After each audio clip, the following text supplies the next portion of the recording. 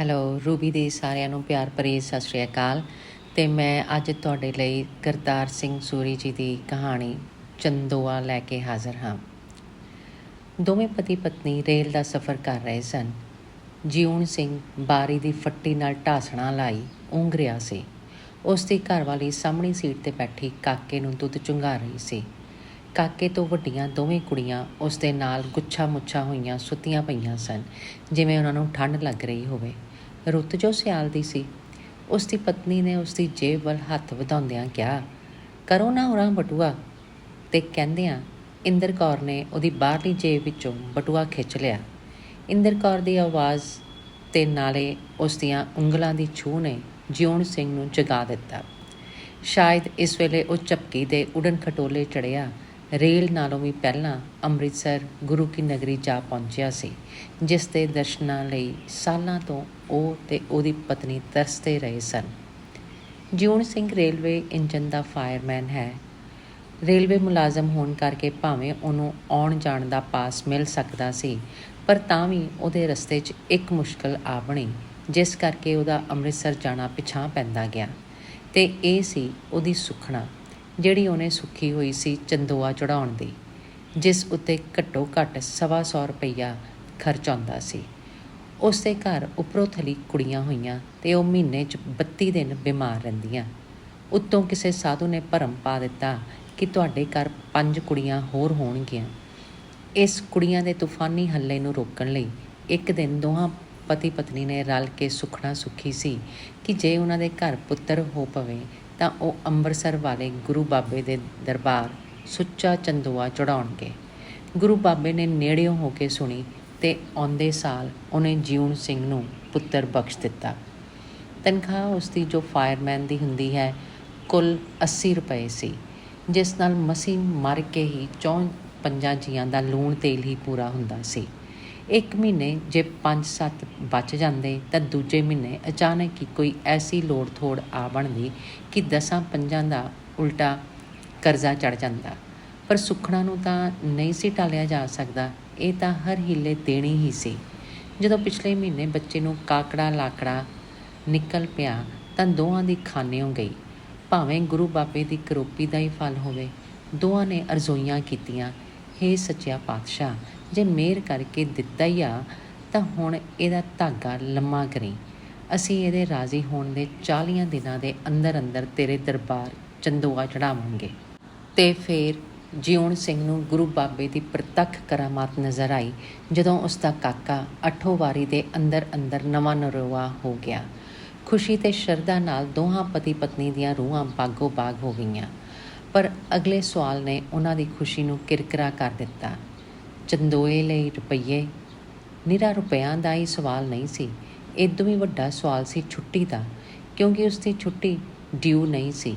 ਕਦੀ ਬੱਚਿਆਂ ਦੀ ਬਿਮਾਰੀ ਕਰਕੇ, ਕਦੇ ਰਿਸ਼ਤੇਦਾਰਾਂ ਦੇ ਮਰਨਿਆਂ ਪਰਨਿਆਂ 'ਤੇ ਜਾਣ ਲਈ, ਅਤੇ ਕਦੇ ਰਾਤ ਦੀ ਡਿਊਟੀ ਦੇ ਅਨਿੰਦੇ ਕੱਟ ਕੱਟ ਕੇ ਉਹ ਆਪ ਬਿਮਾਰ ਹੋ ਜਾਂਦਾ ਰਿਹਾ, ਜਿਸ ਕਰਕੇ ਇਹਨਾਂ ਹੀ ਖਾਤਿਆਂ ਵਿੱਚ ਉਹਦੀਆਂ ਸਾਰੀਆਂ ਛੁੱਟੀਆਂ ਲੇਖੇ ਲੱਗ ਗਈਆਂ ਸਨ। ਬੜੀ ਹਫੜਾ ਦਫੜੀ ਬਚੀ। ਉਹਨੇ ਹੱਦੋਂ ਬਾਹਲੀ ਨੱਠ ਭੱਜ ਕੀਤੀ। ਸ਼ੰਟਰ ਤੋਂ ਲੈ ਕੇ ਫੋਰਮੈਨ ਤੱਕ ਦੀਆਂ ਉਸ ਖੁਸ਼ਾਮਦਾਂ ਕੀਤੀਆਂ ਕਿ ਕਿਵੇਂ ਉਸ ਨੂੰ ਬਹੁਤੀ ਨਹੀਂ ਤਾਂ 1 ਹਫ਼ਤੇ ਦੀ ਛੁੱਟੀ ਮਿਲ ਜਾਵੇ, ਤਾਂ ਮਸੇ ਕਿਤੇ ਜਾ ਕੇ ਉਹਨੂੰ 5 ਦਿਨਾਂ ਦੀ ਛੁੱਟੀ ਮਿਲੀ। ਹੁਣ ਬਾਕੀ ਸਵਾਲ ਰਹਿ ਗਿਆ ਰੁਪਈਆਂ ਦਾ। ਰੇਲ ਦਾ ਪਾਸ ਭਾਵੇਂ ਸਰਕਾਰੀ ਸੀ, ਪਰ ਖਰਚ ਲਈ ਤੇ ਚੰਦੋਏ ਦੀ ਰਕਮ ਪਾ ਕੇ ਘੱਟੋ ਘੱਟ 150 ਲੋੜੀਂਦਾ ਸੀ। ਚਲੋ ਰਤੀ ਮਾਸਾ ਚੰਦੋਏ ਦੇ ਕੱਪੜੇ 'ਚ ਕਿਰਸ ਕਰ ਲਈ ਜਾਏਗੀ ਅਤੇ ਉਤਲੇ ਖਰਚੇ ਦਾ ਭਾਂਗਾ ਮਾਮੇ ਦੇ ਘਰ ਜਾ ਕੇ ਟਿਕਣ ਨਾਲ ਨਿਕਲ ਜਾਏਗਾ। ਫਿਰ ਵੀ 100 ਰੁਪਏ ਦਾ ਇੰਤਜ਼ਾਮ ਕਰਨਾ ਹੀ ਹੋਵੇਗਾ, ਅਤੇ ਇਸ ਰਕਮ ਲਈ ਜਿਉਣ ਸਿੰਘ ਨੇ ਕੋਈ ਹੀਲਾ ਬਾਕੀ ਨਾ ਛੱਡਿਆ। ਉਹਦੇ ਸਾਥੀ ਮਜ਼ਦੂਰ ਵੀ ਵਿਚਾਰੇ ਉਸ ਵਰਗੇ ਨੰਗ ਸਨ। ਫਿਰ ਵੀ ਜਿੰਨਾ ਕਿਸੇ ਤੋਂ ਸਰਿਆ ਉਹਨਾਂ ਨੇ ਉਸ ਨੂੰ ਦਿੱਤਾ, ਤਾਂ ਕਿਤੇ ਮਸਾਂ 50 ਰੁਪਏ ਉਸ ਪਾਸ ਜੁੜੇ। ਅੰਮ੍ਰਿਤਸਰ ਦੀ ਯਾਤਰਾ ਨੂੰ ਤਾਂ ਲਮਕਾਇਆ ਨਹੀਂ ਸੀ ਜਾ ਸਕਦਾ, ਜਦ ਕਿ ਕਾਕੇ ਨੂੰ ਰਾਜ਼ੀ ਹੋਇਆ ਮਹੀਨੇ ਤੋਂ ਜ਼ਿਆਦਾ ਹੋ ਗਿਆ ਸੀ।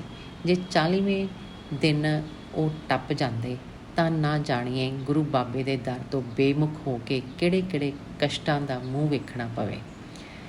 ਅਖੀਰ ਜਦੋਂ ਹੋਰ ਪੈਸਿਆਂ ਲਈ ਕੋਈ ਰਾਹ ਨਾ ਸੁੱਝਿਆ ਤਾਂ ਜਿਉਣ ਸਿੰਘ ਨੇ ਸਲਾਹ ਕੀਤੀ, ਅੰਮ੍ਰਿਤਸਰ ਵਾਲੇ ਮਾਮਾ ਜੀ ਕਿਹੜੀ ਮਰਜ਼ ਦੀ ਦੁਆ ਨੇ ਕਿ ਲੱਖਾਂਪਤੀ ਆਦਮੀ ਉਹਨਾਂ ਦੀ ਇੰਨੀ ਮਦਦ ਵੀ ਨਾ ਕਰੇਗਾ। ਅਤੇ ਇਸੇ ਹੌਸਲੇ 'ਤੇ ਇਹ ਜੋੜਾ ਆਪਣੇ ਬਾਲ ਬੱਚਿਆਂ ਨੂੰ ਲੈ ਕੇ ਅੰਮ੍ਰਿਤਸਰ ਦੀ ਯਾਤਰਾ ਨੂੰ ਸਵਾਰ ਹੋਇਆ।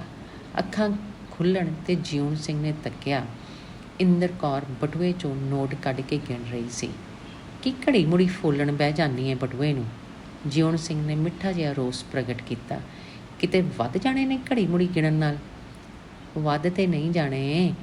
ਇੰਦਰ ਕੌਰ ਥੋੜ੍ਹੀ ਜਿਹੀ ਬੇਵਸੀ ਅਤੇ ਕੁਝ ਸ਼ਰਮਿੰਦਗੀ ਦੇ ਭਾਵ ਨਾਲ ਬੋਲੀ। ਪਰ ਮੈਨੂੰ ਤੇ ਇਹ ਉਹ ਧੁੜਕੂ ਲੱਗਾ ਹੋਇਆ ਹੈ ਭਈ ਜੇ ਮਾਮੇ ਹੋਰਾਂ ਤੋਂ ਨਾ ਮਿਲੇ ਤਾਂ ਫਿਰ ਕੀ ਬਣੇਗਾ? ਸੱਚ ਕਿਸੇ ਕਿਹਾ ਏ, ਜਿਉਣ ਸਿੰਘ ਨੇ ਫਖਰੀ ਲਹਿਜੇ ਨਾਲ ਬੋਲਿਆ। ਬੁੱਢੀਆਂ ਦੀ ਖੁਰੀ ਪਿੱਛੇ ਮੱਤ ਹੁੰਦੀ ਆ। 50 ਵਾਰੀ ਸਮਝਾਇਆ ਤੈਨੂੰ ਭਈ ਤੂੰ ਫਿਕਰ ਨਾ ਕਰ, ਮਾਮੇ ਹੋਰਾਂ ਨੂੰ ਅਸੀਂ ਕੋਈ ਦੁਪਿਆਰੇ ਆ? ਨਾਲੇ ਉੱਥੇ ਕਿਹੜੀ ਗਿਣਤੀ ਆ 20-50 ਦੀ? ਗੁਰੂ ਦੀ ਮਿਹਰ ਨਾਲ ਅੰਦਰ ਬਾਹਰ ਪਿਆ ਛਲਕਦਾ ਨੇ। ਤੂੰ ਵੇਖੀ ਤੇ ਸਹੀ ਇੱਕ ਵਾਰ। ਮਾਮੀ ਮੇਰੀ ਵੀ ਅਸਲੋਂ ਸੁਭਾਅ ਦੀ ਮਾੜੀ ਨਹੀਂ, ਸੋਮਣੀ ਹੈ ਤਾਂ ਸਹੀ, ਪਰ ਸਾਡੇ ਨਾਲ ਥੋੜ੍ਹਾ ਹੀ ਸੋਮਪੁਣਾ ਕਰਨਾ ਸੋ। ਪਹਿਲ ਪਲਾਈ ਸੁੱਖ ਨਾਲ ਕਾਕਾ ਉਹਨਾਂ ਦੇ ਘਰ ਚੱਲਿਆ। ਅੱਬਲ ਬਹੁਤੇ ਨਹੀਂ ਤਾਂ 10-5 ਇਹਦੀ ਤਲੀ 'ਤੇ ਵੀ ਧਰਨਗੇ ਹੀ। ਕੁਝ ਨਾ ਕੁਝ ਤੈਨੂੰ ਵੀ ਲੀੜਾ ਲੱਤਾ ਦੇਵੇਗੀ। ਦੋਤਰਿਓਂ ਨੂੰਹ ਦਾ ਮਾਣ ਨਾ ਰੱਖਣਗੇ। ਨਾਲੇ ਕੁੜੀਆਂ ਨੇ ਕਿਹੜਾ ਰੋਜ਼-ਰੋਜ਼ ਉਹਨਾਂ ਦੇ ਘਰ ਜਾਣਾ ਹੈ। ਉਂਝ ਵੀ ਜਦੋਂ ਮਾਮੇ ਹੋਰਾਂ ਨੂੰ ਸੁਖਣਾ ਦੀ ਗੱਲ ਦੱਸੀ, ਉਹਨਾਂ ਠਹਿ ਦੇ ਕੇ ਅਵਲ ਤੇ ਚੰਦੋਏ ਜੋਗੀ ਸਾਰੀ ਨਹੀਂ ਤੇ ਅੱਧੀ ਪੌਣੀ ਰਕਮ ਜ਼ਰੂਰ ਬਰਜੋਰ ਦੇ ਹੀ ਦੇਣੀ ਹੈ।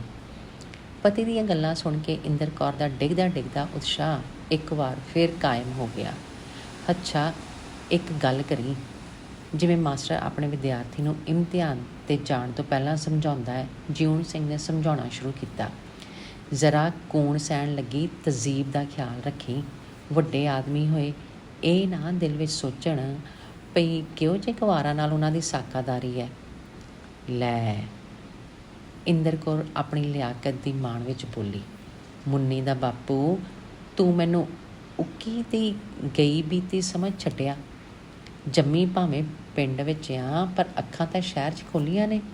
ਮਾਮੀ ਇੱਕ ਵਾਰ ਆਸ਼ਾਸ਼ਨਾ ਕਰ ਉੱਠੀ ਤੇ ਆਖੀ, ਸ਼ਾਬਾਸ਼ੇ ਸ਼ਾਬਾਸ਼ੇ ਕਹਿ ਕੇ ਮੁਸਕਰਾਉਂਦਿਆਂ ਹੋਇਆਂ ਜਿਉਣ ਸਿੰਘ ਨੇ ਦਾਤ ਦਿੱਤੀ।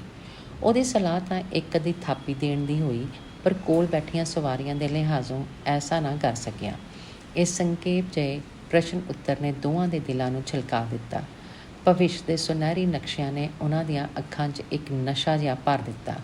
ਇਸੇ ਨਸ਼ੇ ਦੀ ਮਸਤੀ ਵਿੱਚ ਉਹ ਦੋਵੇਂ ਜਣੇ ਕਿੰਨਾ ਚਿਰ ਗੱਲਾਂ ਕਰਦੇ ਰਹੇ, ਜਿਨ੍ਹਾਂ ਦਾ ਵਿਸ਼ਾ ਸੀ ਜਾਂ ਤਾਂ ਬਾਬੇ ਦਾ ਦਰਬਾਰ ਅਤੇ ਜਾਂ ਅੰਮ੍ਰਿਤਸਰ ਦੀਆਂ ਸੁਗਾਤਾਂ, ਪਾਪੜ ਵੜੀਆਂ ਤੋਂ ਲੈ ਕੇ ਮੁਰਾਦਾਬਾਦੀ ਭਾਂਡਿਆਂ ਤੱਕ। ਅਤੇ ਇਸ ਵਿਚਾਲੇ ਜਦੋਂ ਵੀ ਪੈਸਿਆਂ ਦਾ ਸਵਾਲ ਆਉਂਦਾ, ਪਤੀ ਦੀ ਇੱਕੋ ਦਲੀਲ ਨਾਲ ਪਤਨੀ ਦੀ ਤਸੱਲੀ ਹੋ ਜਾਂਦੀ, ਮਾਮਾ ਜੋ ਹੈ ਉੱਥੇ। ਗੱਲਾਂ ਕਰਦਿਆਂ ਜਿਉਣ ਸਿੰਘ ਨੂੰ ਫਿਰ ਊਂਘ ਆ ਗਈ। ਅਸਲ 'ਚ ਉਹ ਜਨਮਾਂ ਜਨਮਾਂਤਰਾਂ ਤੋਂ ਨੀਂਦਰ ਦਾ ਭੁੱਖਾ ਹੈ, ਜਿਸ ਕਰਕੇ ਉਹਦੀ ਨੀਂਦਰ ਭੁੱਖ ਕਿਸੇ ਵੇਲੇ ਵੀ ਉਹਦਾ ਪਿੱਛਾ ਨਹੀਂ ਛੱਡਦੀ। ਸਾਰੀ ਰਾਤ ਕੋਲਿਆਂ ਨਾਲ ਘੁਲਦਾ ਜਦ ਉਹ ਨੀਂਦਰ ਦਾ ਭਾਂਗਾ ਪੂਰਾ ਕਰਨ ਲਈ ਕੁਆਟਰ ਤੱਕ ਪਹੁੰਚਦਾ, ਤਾਂ ਬੂਹੇ ਵੜਦਿਆਂ ਹੀ ਗ੍ਰਹਿਸਥ ਦੀਆਂ ਜ਼ਿੰਮੇਵਾਰੀਆਂ ਉਹਦੀਆਂ ਅੱਖਾਂ 'ਚੋਂ ਨੀਂਦਰ ਨੂੰ ਸ਼ਿਸ਼ਕਾਰ ਦਿੰਦੀਆਂ। ਫਿਰ ਵੀ ਜੇ ਭੁੱਲ ਭੁਲੇਖੇ ਮੰਜੀ 'ਤੇ ਜਾ ਲੇਟੇ ਤਾਂ ਬਾਜ਼ਾਰ ਦਾ ਸੌਦਾ ਪੱਤਾ, ਬਿਮਾਰਾਂ ਲਈ ਦਵਾ ਦਾਰੂ, ਫੋਰਮੈਨ ਜਾਂ ਕਿਸੇ ਹੋਰ ਅਫਸਰ ਦੀਆਂ ਵਗਾਰਾਂ ਉਹਨੂੰ ਟਿਕਣ ਨਹੀਂ ਦਿੰਦੀਆਂ, ਜਿਸ ਕਰਕੇ ਉਹਨੂੰ ਸੱਧਰ ਜਿਹੀ ਪੈ ਗਈ ਹੈ ਕਿ ਕਦੇ ਕੋਈ ਵਕਤ ਆਵੇਗਾ ਜਦੋਂ ਰੱਜ ਕੇ ਸੌਂ ਸਕੇਗਾ। ਅੰਮ੍ਰਿਤਸਰ ਜਾਣ ਬਾਰੇ ਉਹਨੇ ਜਦ ਕਦੇ ਵੀ ਸੋਚ ਵਿਚਾਰ ਕੀਤੀ, ਗੁਰੂ ਬਾਬੇ ਦੀ ਸੁਖਨਾ ਦੇ ਨਾਲ ਉਹਨੂੰ ਖਿਆਲ ਵੀ ਬਰਾਬਰ ਆਉਂਦਾ ਰਿਹਾ ਕਿ ਛੁੱਟੀਆਂ ਦੇ ਦਿਨੀਂ ਉਹ ਰੱਜ ਕੇ ਸੌਵੇਗਾ। ਫਿਰ ਸੌਵੇਗਾ ਵੀ ਮਾਮੇ ਦੀ ਮਹੱਲ ਵਰਗੀ ਕੋਠੀ 'ਚ, ਖੂਬ ਗੁਦਗੁਦਾ ਬਿਸਤਰਾ ਅਤੇ ਨਿੱਘਾ ਕਮਰਾ, ਜਿੱਥੇ ਨਾ ਕਿਸੇ ਅਫਸਰ ਦੀ ਵਗਾਰ, ਨਾ ਫਿਕਰ ਹੋਵੇਗਾ, ਨਾ ਘਰੋਗੀ ਝੰਜਟਾਂ ਨਾਲ ਵਾਸਤਾ। ਇਸ ਵੇਲੇ ਗੱਡੀ ਵਿੱਚ ਬੈਠਿਆਂ ਵੀ ਜਨਮਾਂਤਰਾਂ ਦੀ ਨੀਂਦ ਦਾ ਗਲਬਾ ਉਸ ਉੱਤੇ ਛਾਇਆ ਹੋਇਆ ਸੀ। ਉਹ ਉਂਘ ਰਿਹਾ ਸੀ। ਇਹ ਉਂਘ ਜਾਂ ਨੀਂਦ ਜੋ ਕੁਝ ਵੀ ਸੀ, ਜਿਉਣ ਸਿੰਘ ਲਈ ਕਿਤਨੀ ਮਿੱਠੀ ਸੀ, ਜਦ ਕਿ ਗੱਡੀ ਪਹੁੰਚਣ ਤੋਂ ਪਹਿਲਾਂ ਹੀ ਉਹ ਆਪਣੇ ਗੁਰੂ ਦੇ ਦਰਬਾਰ 'ਚ ਮੌਜੂਦ ਸੀ। ਆਪਣੀ ਪਤਨੀ ਅਤੇ ਬੱਚਿਆਂ ਸਮੇਤ ਉਹ ਇੱਕ ਝਮਝਮ ਕਰਦਾ ਚੰਦੋਆ ਗੁਰੂ ਬਾਬੇ ਦੀ ਭੇਟ ਕਰ ਰਿਹਾ ਸੀ ਤੇ ਗੁਰੂ ਬਾਬਾ ਉਹਦੀ ਸ਼ਰਧਾ ਭਗਤੀ ਉੱਤੇ ਨਿਹਾਲ ਹੋ ਕੇ ਉਹਨੂੰ 7 ਪੁੱਤਰਾਂ ਦਾ ਵਰਦਾਨ ਬਖਸ਼ ਰਿਹਾ ਸੀ। ਅਚਿੰਤੇ ਹੀ ਸੰਸਕਾਰ ਦੀ ਤੱਤੀ ਸਾੜਵੀਂ ਹਵਾ ਦਾ ਇੱਕ ਬੁੱਲਾ ਕਿਤੋਂ ਆਇਆ, ਜਿਸ ਨੇ ਜਿਉਣ ਸਿੰਘ ਨੂੰ ਬਾਬੇ ਦੇ ਦਰਬਾਰ 'ਚੋਂ ਉਡਾ ਕਾਲੇ ਕਲੂਣੇ ਰੇਲਵੇ ਇੰਜਨ ਦੇ ਬਾਇਲਰ ਅੱਗੇ ਜਾ ਖਲਿਆਰਿਆ। ਉਹਦੇ ਇੱਕ ਹੱਥ ਵਿੱਚ ਕੋਲੇ ਸੁੱਟਣ ਵਾਲਾ ਬੇਲਚਾ ਸੀ ਤੇ ਦੂਜੇ ਵਿੱਚ ਕੋਲੇ ਠਕੋਰਨ ਵਾਲਾ ਹੁੱਕ, ਤੇ ਉਹ ਸਿਰ ਤੋਂ ਪੈਰਾਂ ਤੱਕ ਕਾਲਾ ਭੂਤ ਬਣਿਆ ਹੋਇਆ ਦਬਾ ਦਬ ਫਾਇਰ ਬਕਸ 'ਚ ਕੋਲਾ ਸੁੱਟੀ ਜਾ ਰਿਹਾ ਸੀ। ਡਿਊਟੀ 'ਤੇ ਹੁੰਦਿਆਂ ਕੋਲਾ ਸੁੱਟਦਿਆਂ ਜਦ ਕਿ ਅਚਾਨਕ ਹੀ ਉਹਦੀ ਅੱਖ ਲੱਗ ਜਾਂਦੀ ਤਾਂ ਸ਼ੰਟਰ ਤੇ ਡਰਾਈਵਰ ਦੀਆਂ ਦਿਲ ਸਾੜਵੀਆਂ ਗਾਲਾਂ ਉਹਦੇ ਅੱਗ ਨਾਲ ਤਪੇ ਹੋਏ ਸਰੀਰ ਨੂੰ ਹੋਰ ਵੀ ਤਪਾ ਦਿੰਦੀਆਂ ਸਨ, ਤੇ ਫਿਰ ਉਹਦੀਆਂ ਅੱਖਾਂ ਵਿੱਚ ਰੜਕ ਰਹੀ ਨੀਂਦਰ ਵਿੱਚ ਜ਼ਹਿਰ ਘੁਲ ਜਾਂਦਾ ਸੀ। ਗਾਲਾਂ ਨਿਰਾ ਉਹਦੇ ਸਰੀਰ ਤੇ ਮਨ ਨੂੰ ਤਪਾਉਣ ਦਾ ਹੀ ਕਾਰਨ ਨਹੀਂ ਸਨ, ਉਹਦੇ ਗ੍ਰੇਡ ਲਈ ਵੀ ਹਮੇਸ਼ਾ ਬ੍ਰੇਕ ਦਾ ਹੀ ਕੰਮ ਕਰਦੀਆਂ ਸਨ। 8 ਸਾਲਾਂ ਤੋਂ ਜਦ ਤੋਂ ਫਾਇਰਮੈਨ ਭਰਤੀ ਹੋਇਆ ਹੈ, ਇਹ ਨਾਮੁਰਾਦ ਸੀ ਗ੍ਰੇਡ ਜਿਵੇਂ ਜਿੰਨ ਬਣ ਕੇ ਉਹਨੂੰ ਚਿੰਬੜ ਗਿਆ ਹੋਵੇ। ਦੂਸਰੇ ਮੁਲਾਜ਼ਮਾਂ ਨੇ ਉੱਪਰਲਿਆਂ ਨੂੰ ਨਜ਼ਰਾਂ ਨਿਆਜ਼ਾਂ ਚੜ੍ਹਾ ਕੇ ਜਿੱਥੇ ਉਹਨਾਂ ਦੀਆਂ ਗਾਲਾਂ ਝਿੜਕਾਂ ਨੂੰ ਸਭ ਸ਼ੁਭ ਇੱਛਾਵਾਂ 'ਚ ਬਦਲ ਦਿੱਤਾ, ਉੱਥੇ ਉਹਨਾਂ ਦੇ ਗ੍ਰੇਡ ਵੀ ਬਦਲ ਗਏ। ਪਰ ਜਿਉਣ ਸਿੰਘ ਕਿਉਂਕਿ ਚਾਪਲੂਸੀ ਦੀ ਥਾਂ ਇਮਾਨਦਾਰੀ ਨੂੰ ਜੱਫਾ ਮਾਰੀ ਬੈਠਾ ਸੀ, ਇਸ ਲਈ ਅੱਜ ਤੱਕ ਨਾ ਤਾਂ ਉਹਦੇ ਗ੍ਰੇਡ 'ਚ ਕੋਈ ਅਦਲਾ ਬਦਲੀ ਹੋਈ ਤੇ ਨਾ ਹੀ ਉੱਪਰਲਿਆਂ ਦੀਆਂ ਗਾਲਾਂ ਸ਼ੁਭ ਇੱਛਾਵਾਂ 'ਚ ਤਬਦੀਲ ਹੋਈਆਂ। ਨੀਂਦਰ ਦੇ ਝੂਟਿਆਂ 'ਚ ਇਸੇ ਹੀ 2 ਕਿਸਮ ਦੀ ਦੁਨੀਆ, ਕਦੇ ਬਾਬੇ ਦੇ ਦਰਬਾਰ, ਕਦੇ ਬੋਇਲਰ ਦੇ ਅੱਗੇ ਵਾਰੋ ਵਾਰੀ ਮੌਜੂਦ ਹੁੰਦਿਆਂ ਜਿਉਣ ਸਿੰਘ ਨੇ ਰੇਲ ਦਾ ਸਫ਼ਰ ਮੁਕਾਇਆ ਤੇ ਜਦ ਅੰਮ੍ਰਿਤਸਰ ਸਟੇਸ਼ਨ ਦੀ ਹੱਦ ਵਿੱਚ ਗੱਡੀ ਦਾਖਲ ਹੋਈ ਤਾਂ ਉਹਨੂੰ ਅਨੁਭਵ ਹੋ ਰਿਹਾ ਸੀ ਜਿਵੇਂ ਉਹ ਉਹੀ ਗੱਡੀ ਜਿਹੜੀ ਲਗਾਤਾਰ 8 ਸਾਲਾਂ ਤੋਂ ਦਿੱਲੀ ਤੇ ਬਠਿੰਡੇ ਦੇ ਵਿਚਾਲੇ ਉਹਨੂੰ ਮੌਤ ਵਰਗੀਆਂ ਭੁਆਟਣੀਆਂ ਦਿੰਦੀ ਰਹੀ ਸੀ, ਅੱਜ ਕੋਈ ਅਰਸ਼ੀ ਪਰੀ ਬਣੀ ਆਪਣੇ ਨਾਜ਼ੁਕ ਖੰਭਾਂ 'ਤੇ ਸਵਾਰ ਕਰਕੇ ਉਹਨੂੰ ਮਹਾਂ ਸਵਰਗ ਵੱਲ ਲੈ ਜਾ ਰਹੀ ਹੋਵੇ। ਟਾਂਗਾ ਸਰਦਾਰ ਗੋਪਾਲ ਸਿੰਘ ਦੀ ਕੋਠੀ ਅੱਗੇ ਜਾ ਰੁਕਿਆ। ਜਿਉਣ ਸਿੰਘ ਦਾ ਪਰਿਵਾਰ ਉੱਤਰ ਕੇ ਫਾਟਕ 'ਚ ਦਾਖਲ ਹੋਇਆ। ਇੰਦਰ ਕੌਰ ਨੇ ਸੱਜੇ ਪਾਸੇ ਕਾਕੇ ਨੂੰ ਚੁੱਕਿਆ ਹੋਇਆ ਸੀ ਤੇ ਖੱਬੇ ਹੱਥ ਵਿੱਚ ਕੱਪੜਿਆਂ ਦਾ ਥੈਲਾ। ਵੱਡੀ ਕੁੜੀ ਨੇ ਛੋਟੀ ਨੂੰ ਉਂਗਲ ਲਾਇਆ ਹੋਇਆ ਸੀ, ਨਾਲੇ ਰੋਟੀਆਂ ਵਾਲਾ ਡੱਬਾ ਹੱਥ 'ਚ ਲਮਕਾਈ ਆ ਰਹੀ ਸੀ। ਜਿਉਣ ਸਿੰਘ ਨਿੱਕੀ ਜਿਹੀ ਟਰੰਕੀ ਫੜੀ ਸਭ ਤੋਂ ਅੱਗੇ ਸੀ ਤੇ ਨਾਲੋਂ ਨਾਲ ਕੋਠੀ ਦੀ ਸ਼ਾਨਦਾਰ ਬਗੀਚੀ ਤੇ ਹੋਰ ਨਿੱਕੜ ਸੁੱਕੜ ਵੱਲ ਤਕਾ ਕੇ ਇੰਦਰ ਕੌਰ ਨੂੰ ਫਖਰ ਨਾਲ ਮਾਮਾ ਜੀ ਦੇ ਐਸ਼ਵਰਜ ਦੀਆਂ ਗੱਲਾਂ ਸੁਣਾਈ ਜਾ ਰਿਹਾ ਸੀ। ਇੰਦਰ ਕੌਰ ਨੇ ਗਰੀਬੀ ਦੀ ਚੱਕੀ ਝੋਂਕਦਿਆਂ ਹੀ ਉਮਰ ਗੁਜ਼ਾਰੀ ਸੀ। ਆਪਣੇ ਪਤੀ ਦੇ ਭਾਗਾਂ ਨੂੰ ਸਲਾਹ ਰਹੀ ਸੀ, ਜਿਸ ਦੀ ਐਡੇ ਵੱਡੇ ਆਦਮੀ ਨਾਲ ਰਿਸ਼ਤੇਦਾਰੀ ਸੀ। ਸਰਦਾਰ ਗੋਪਾਲ ਸਿੰਘ ਗੋਲ ਕਮਰੇ 'ਚ ਬੈਠੇ ਆਪਣੇ ਕੁਝ ਮਹਿਮਾਨਾਂ ਨਾਲ ਵਾਰਤਾਲਾਪ ਕਰ ਰਹੇ ਸਨ ਕਿ ਅਚਾਨਕ ਉਹਨਾਂ ਦੀ ਨਜ਼ਰ ਮੈਲੇ ਜੀਵਧਾਰੀਆਂ ਦੀ ਇੱਕ ਲਾਮ ਡੋਰੀ ਉੱਤੇ ਪਈ, ਜਿਹੜੇ ਅੱਗੜ ਪਿੱਛੜ ਵਰਾਂਡੇ ਦੀਆਂ 3 ਪੌੜੀਆਂ ਚੜ੍ਹ ਕੇ ਰਵਾਂ ਰਵੀ ਜ਼ਨਾਨ ਖਾਨੇ ਵੱਲ ਜਾ ਰਹੇ ਸਨ। ਸਰਦਾਰ ਹੁਣਾਂ ਦੀਆਂ ਅੱਖਾਂ ਇਸ ਬਿਪਤਸ ਨਜ਼ਾਰੇ ਨੂੰ ਤੱਕ ਕੇ ਸਹਾਰ ਨਾ ਸਕੀਆਂ। ਉਹਨਾਂ ਦੀ ਕਹਿਰ ਭਰੀ ਨਜ਼ਰ ਚਿਪਸ ਦੇ ਫਰਸ਼ ਉੱਤੇ ਸੀ, ਜਿਹੜਾ ਮੈਲੇ ਕਦਮਾਂ ਹੇਠ ਦਾਗੀ ਹੋ ਰਿਹਾ ਸੀ। ਰਾਜ ਭਵਨ ਵਿੱਚ ਆ ਵੜੀ ਇਸ ਕਾਵਾਂ ਦੀ ਡਾਰ ਨੂੰ ਸ਼ਿਸ਼ਕਾਰਨ ਲਈ ਉਹ ਕਿਸੇ ਨੌਕਰ ਨੂੰ ਆਵਾਜ਼ ਦੇਣ ਹੀ ਲੱਗੇ ਸਨ ਕਿ ਇਸ ਕੰਗਾਲ ਕਾਪੜੇ ਦਾ ਮੋਹਰੀ ਉਹਨਾਂ ਦੇ ਸਾਹਮਣੇ ਉਪਸਥਿਤ ਹੋਇਆ। ਮਾਮਾ ਜੀ, ਸਤਿ ਸ਼੍ਰੀ ਅਕਾਲ। ਕੌਣ? ਜਿਉਣ ਸਿੰਘ।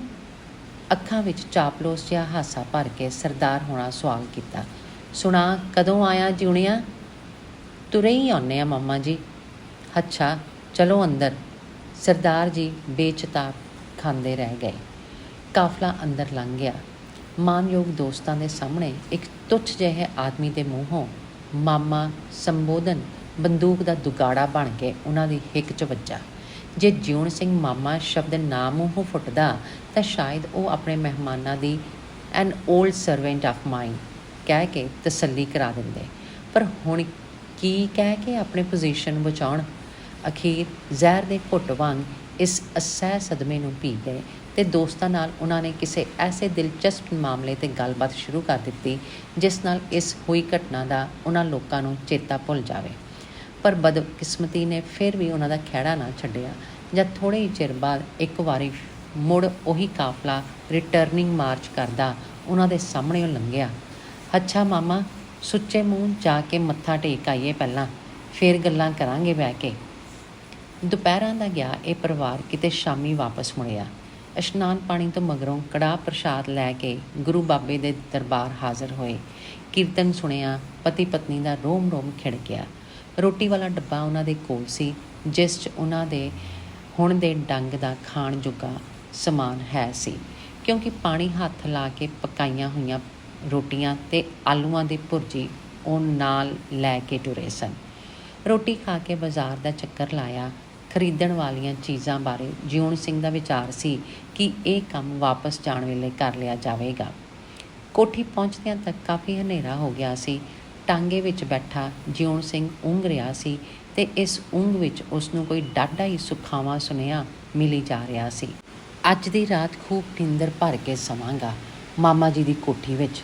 ਅਤੇ ਫਿਰ ਇੱਕ ਝਮ-ਝਮ ਕਰਦਾ ਚੰਦੋਆ ਉਸ ਦੀਆਂ ਅੱਖਾਂ ਅੱਗੇ ਫਿਰਨ ਲੱਗ ਪੈਂਦਾ। ਜਿਉਣ ਸਿੰਘ ਅਤੇ ਇੰਦਰ ਕੌਰ ਦੇ ਕਦਮ ਮਾਨੋ ਫਰਸ਼ ਨਾਲ ਸੀਤੇ ਗਏ। ਜਦੋਂ ਅੰਦਰ ਲੰਘਣ ਤੋਂ ਪਹਿਲਾਂ ਹੀ ਉਹਨਾਂ ਦੀ ਕੰਨੀ ਕੁਝ ਆਵਾਜ਼ਾਂ ਪਈਆਂ। ਇਹ ਕਿੱਥੋਂ ਆਮ ਹੋਈ ਚੰਗੜਾਂ ਦੀ ਟੋਲੀ? ਮੈਨੂੰ ਤੇ ਜੀ ਆਪ ਚਿੰਤਾ ਲੱਗੀ ਹੋਈ ਹੈ। ਭੈੜੇ ਕੀਚੜਾਂ ਨੇ ਫਰਸ਼ ਦਾ ਸਤਿਆਨਾਸ਼ ਕਰ ਛੱਡਿਆ। ਵਿਚਾਰੇ ਖੁਸ਼ੀਏ ਨੂੰ ਦੂਜੀ ਵੇਰ ਸਾਫ਼ ਕਰਨਾ ਪਿਆ। ਕੀ ਕਹਿੰਦੇ ਸੀ, ਫੇਰ ਆਵਾਂਗੇ? ਆਹੋ ਜੀ, ਆਉਣਾ ਨਹੀਂ ਤੇ ਹੋਰ ਮੜੀਆਂ 'ਚ ਰਹਿਣਾ ਨੇ। ਤੇ ਦਫਾ ਕਦੋਂ ਹੋਣਗੇ? ਕੀ ਪਤਾ। ਉਹ ਮੂੰਹ ਕਾਲੀ ਤੇ ਕਹਿੰਦੀ ਸੀ ਇੱਥੇ ਰਹਿ ਕੇ ਚੰਦੋਆ ਤਿਆਰ ਕਰਵਾਉਣਾ ਏ। ਹਿਸ਼, ਮੁਸਾਫਰਖਾਨਾ ਲੱਭਾ ਹੋਣਾ ਨੇ। ਆਉਂਦੇ ਨੇ ਦਫਾ ਕਰਦੇ 2-4 ਮੰਨੀਆਂ ਖਵਾ ਕੇ। ਮੈਂ ਨਹੀਂ ਇਸ ਬੇਇੱਜ਼ਤੀ ਨੂੰ ਬਰਦਾਸ਼ਤ ਕਰ ਸਕਦਾ। ਬੇਵਕੂਫ, ਨਾ ਅਗਾ ਵੇਖਿਆ ਨਾ ਪਿੱਛਾ, ਅਤੇ ਸ਼ਰੀਫ ਆਦਮੀਆਂ ਦੇ ਸਾਹਮਣੇ ਮੈਨੂੰ ਮਾਮਾ ਕਹਿ ਦਿੱਤਾ। ਇਸੇ ਕਰਕੇ ਮੈਂ ਉਹਨਾਂ ਦਾ ਲਟਾ-ਪਟਾ ਚੁਕਾ ਕੇ ਬਾਹਰ ਰਖਵਾ ਛੱਡਿਆ ਜੀ। ਚਾਰੇ ਬੰਨੇ ਜੇ ਰਾਤੀ ਨਾ ਹੀ ਮਗਰੋਂ ਲੱਥੇ ਤਾਂ ਸਰਵੈਂਟਸ ਕੁਆਟਰ 'ਚ ਵੜਾਂਗੇ ਜੀ। ਦਿਨ ਚੜ੍ਹਦੇ ਕਹਾਂਗੀ, ਚੁੱਕੋ ਬੋਰੀਆ ਬਿਸਤਰਾ ਅਤੇ ਟੁਰਦੇ ਬਣੋ। ਇਸ ਤੋਂ ਅੱਗੇ ਕੀ ਗੱਲਾਂ ਹੋਈਆਂ ਇਹ ਲੋਕ ਨਾ ਸੁਣ ਸਕੇ। ਦੋਵਾਂ ਦੇ ਕੰਨਾਂ 'ਚ ਤੂਫਾਨ ਵਰਗੀ ਸਾਂ ਹੋਣ ਲੱਗ ਪਈ। ਇੰਦਰ ਕੌਰ ਨੇ ਗਰਦਨ ਮੋੜ ਕੇ ਵਰਾਂਡੇ ਤੋਂ ਬਾਹਰ ਤੱਕਿਆ। ਵਾੜ ਦੇ ਮੁੱਢ ਉਹਨਾਂ ਦੀ ਟਰੰਕੀ ਪਈ ਸੀ, ਜਿਸ ਉੱਤੋਂ ਉਹੀ ਪੁਰਾਣਾ ਕੰਬਲ ਅਤੇ ਕੰਬਲ ਉੱਤੇ ਕੱਪੜਿਆਂ ਵਾਲਾ ਥੈਲਾ। ਦੋਵਾਂ ਨੇ ਦੋਵਾਂ ਵੱਲ ਸੁਆਲੀ ਜਿਹੀਆਂ ਨਜ਼ਰਾਂ ਨਾਲ ਤੱਕਿਆ ਅਤੇ ਫਿਰ ਪਰਤ ਪਏ। ਕੁੜੀਆਂ ਨੂੰ ਵੀ ਉਹਨਾਂ ਨੇ ਇਸ਼ਾਰੇ ਨਾਲ ਪਿਛਾਂਹ ਮੋੜ ਲਿਆ। ਫਿਰ ਵਾੜ ਕੋਲ ਪਹੁੰਚ ਕੇ ਇਹਨਾਂ ਸਮਾਨ ਚੁੱਕ ਲਿਆ। ਇੰਦਰ ਕੌਰ ਦੀ ਆਵਾਜ਼ ਛੜਕ ਕੇ ਨਿਕਲੀ, ਚੰਦੋਏ ਦਾ ਕੀ ਬਣੇਗਾ? ਗੁਰੂ ਬਾਬਾ ਸਾਰੇ ਲੋਕਾਂ ਪਾਸੋਂ ਚੰਦੋਏ ਥੋੜ੍ਹੇ ਹੀ ਮੰਗਦਾ ਹੈ ਜਿਨ੍ਹਾਂ ਨੂੰ ਪੁੱਤਰ ਦਿੰਦਾ ਹੈ। ਪਰ ਕਾਕਾ ਬਿਮਾਰ ਜੋ ਹੋ ਗਿਆ ਸੀ। ਗੁਰੂ ਰਾਖਾ ਕਾਕੇ ਦਾ। ਅਤੇ ਫਿਰ ਇਹ ਲਾਮ ਡੋਰੀ ਹਨੇਰੇ ਨੂੰ ਚੀਰਦੀ ਹੋਈ ਕੋਠੀ ਤੋਂ ਬਾਹਰ ਹੋ ਗਈ। ਧੰਨਵਾਦ।